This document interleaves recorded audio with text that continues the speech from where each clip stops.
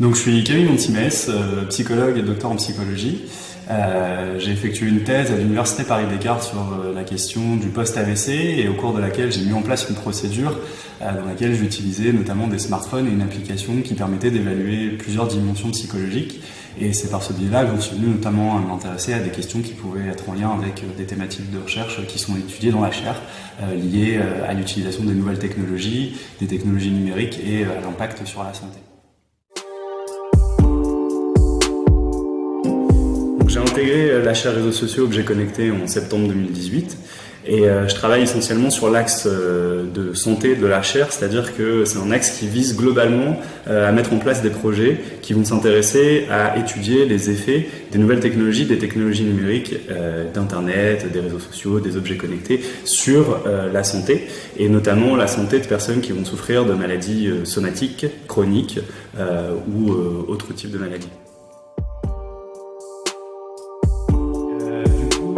Il y a un premier projet sur lequel j'ai été amené à travailler, qui est un projet qui visait à s'intéresser justement à l'usage des technologies numériques dans la pathologie chronique. C'est un projet qui a été réalisé en collaboration avec ICA, qui est une coalition qui réunit 14 associations de patients et qui a conduit à l'élaboration d'un questionnaire qui a été passé en ligne auprès de quasiment